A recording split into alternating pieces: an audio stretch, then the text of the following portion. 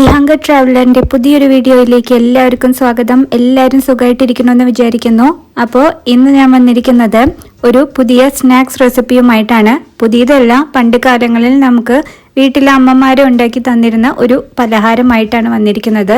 അരിപ്പൊടി കൊണ്ടുണ്ടാക്കുന്ന ഈ പലഹാരം വളരെയധികം ഈസിയാണ് ഉണ്ടാക്കാനായിട്ട്. ഫെർമെൻറ്റ് ചെയ്യാനൊന്നും വെക്കേണ്ട ആവശ്യമില്ല.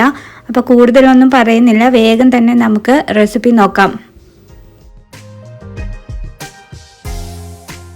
ഒരു മിക്സി ജാറിലേക്ക് 3/4 കപ്പ് വറുത്ത് പൊടിച്ച അരിപ്പൊടിയും 1/4 കപ്പ് ചോറും ആവശ്യത്തിന് വെള്ളവും ഒഴിച്ചിട്ട് നന്നായിട്ടൊന്ന് അരച്ചെടുക്കണം. ഞാൻ ആദ്യം 1/4 കപ്പ് വെള്ളം ഒഴിച്ചിട്ട് അരച്ചു നോക്കിയിട്ട് പിന്നെ ഒരു 1/4 കപ്പ് വെള്ളം ചേർത്തിട്ടാണ് ദോശമാവിൻ്റെ പരുവത്തിലേക്ക് എടുത്തിരിക്കുന്നത്.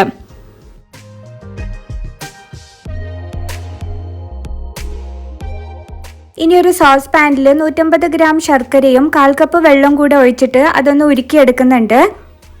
മധുരം നിങ്ങളുടെ ആവശ്യാനുസരണം ഇടാം കേട്ടോ.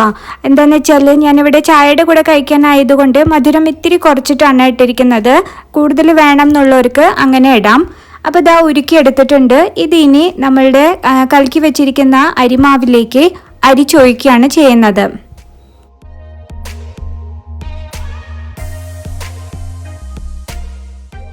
ഇത് നന്നായിട്ടൊന്ന് മിക്സ് ചെയ്ത് എടുക്കണം കേട്ടോ.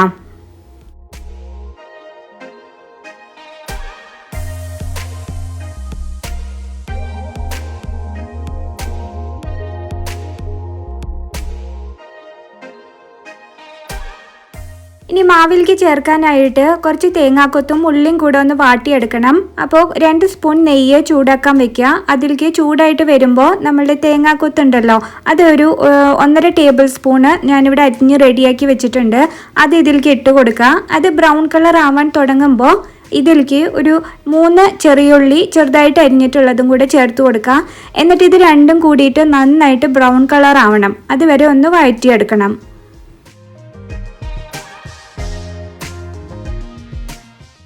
വറുത്ത് വെച്ചിരിക്കുന്ന തേങ്ങാക്കൊത്തും ഉള്ളി ഉണ്ടല്ലോ, നല്ല ബ്രൗൺ കളർ ആയത്, അത് ഇതിലേക്ക് ഇട്ട് കൊടുക്കുകയാണ്. എന്നിട്ട് നല്ലോണം ഇത് ഇളക്കി കൊടുക്കണം.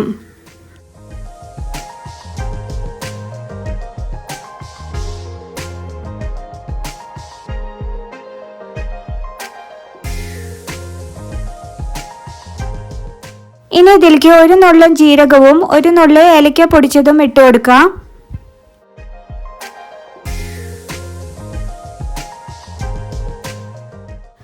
1/4 ടീസ്പൂൺ ഉപ്പും, മധുരം ബാലൻസ് ചെയ്യാൻ വേണ്ടിയിട്ടാണ് ഉപ്പ് ചേർക്കുന്നത്. അതിൻ്റെ ഒപ്പം തന്നെ 1/4 ടീസ്പൂൺ ബേക്കിംഗ് പൗഡറും കൂടെ ഇടാം. ഇത് രണ്ടും കൂടെ ഇട്ട് നന്നായിട്ട് മിക്സ് ചെയ്തതിന് ശേഷം അപ്പം തന്നെ നമുക്ക് നമ്മുടെ പലഹാരം ഉണ്ടാക്കാൻ തുടങ്ങാം. ഇത് ഇനി ഫെർമെൻറ്റ് ചെയ്യാനോ ഒന്നും വെക്കേണ്ട ആവശ്യമില്ല.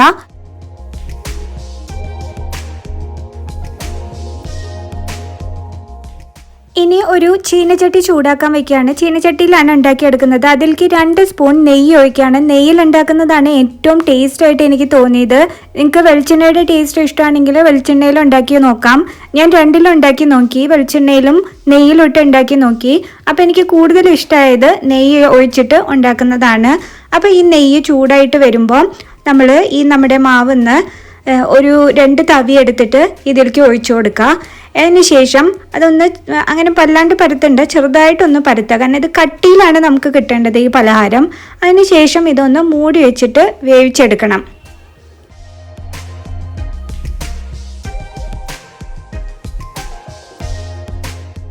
ഒരു ഭാഗം വെന്ത് വന്നതിന് ശേഷം നമ്മൾ മറിച്ചിടുകയാണ്. മറിച്ചിട്ടതിന് ശേഷം പിന്നെ മൂടി വെച്ച് വേവിക്കേണ്ട ആവശ്യമില്ല.